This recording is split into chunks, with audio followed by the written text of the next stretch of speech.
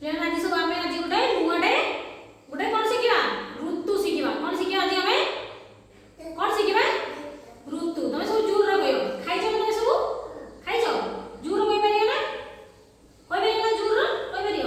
ଆଜି ଆମେ କେତେଟା ଋତୁ ବିଷୟରେ ଶିଖିବା। କେତେଟା କଣ ଶିଖିବା ଋତୁ ହେଲା। ବର୍ଷର ଆମର କେତୋଟି ଋତୁ 6ଟି ଋତୁ। କେତୋଟି 6ଟି ଋତୁ ହେଲା। ଋତୁ ବିଷୟରେ ଆମେ ସବୁ ଜାଣିବା। ତମେ ସବୁ ଋତୁ ଜାଣିଛ ଗ୍ରୀଷ୍ମ ଋତୁ ହେଲା ବର୍ଷା ଋତୁ ଏମିତି କିଛି ଋତୁ ଅଛି ସେ ଋତୁ ବିଷୟରେ ଆମେ ଜାଣିବା ହେଲା। ବର୍ଷର କେତୋଟି ଋତୁ 6ଟି ଋତୁ। କେତୋଟି ଋତୁ 6ଟି ଋତୁ। କେତୋଟି 6ଟି ହେଲା। ମୁଁ ଫାଷ୍ଟ କହିବି ତାପରେ ତମେ କହିବ ହେଲା।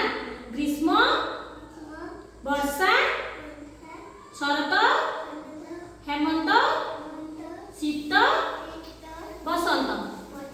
ହଁ ଗ୍ରୀଷ୍ମ ଋତୁରେ କଣ ହୁଏ ବହୁତ ଜୋରେ ଖରା କରେ। କଣ ହୁଏ ବହୁତ ଜୋରେ କଣ ହୁଏ ଖରା କରେ ହେଲା। ଗରମ ହୁଏ ଆମକୁ ବହୁତ ଗ୍ରୀଷ୍ମ ଋତୁରେ ହେଲା। ଗ୍ରୀଷ୍ମ ଋତୁରେ ଆମେ ସବୁ କଣ ଖାଉ ସବୁ ଥଣ୍ଡା ଜିନିଷ ଖାଉ। କଣ ଖାଉ ଥଣ୍ଡା ଜିନିଷ ହେଲା। ତାପରେ ଆସିବ କଣ ବର୍ଷା ଋତୁ। ତାପରେ କି ଋତୁ ବର୍ଷା ଋତୁ ହେଲା। ବର୍ଷା ଋତୁରେ ବହୁତ ଜୋରେ କଣ ହୁଏ ବର୍ଷା ହୁଏ ହେଲା। ବିଜୁ ଘଡଘଡି ସମୟରେ ଜାଣିଛ ନା ଦେଖିଛ ନା ବର୍ଷା ଋତୁରେ ଆଉ କଣ କରନ୍ତି କାଗଜ ଡଙ୍ଗା କରି ବସାନ୍ତି। କଣ କରନ୍ତି ତମେ ସବୁ କଣ ଶିଖିଛ ନା ଶିଖିଛ।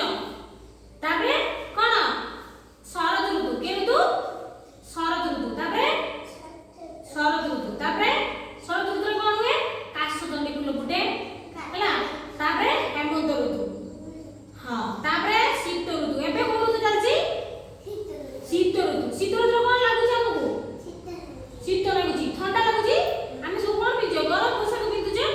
ଶୀତ ଋତୁରେ ଶୀତ ଲାଗୁଛି ନା ଜୋରେ ଶୀତ ଲାଗୁଛି ନା ତତେ ଶୀତ ଲାଗୁଛି।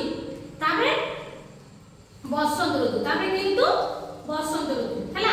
ଏଥର ଆମେ ଜାଣିଲେ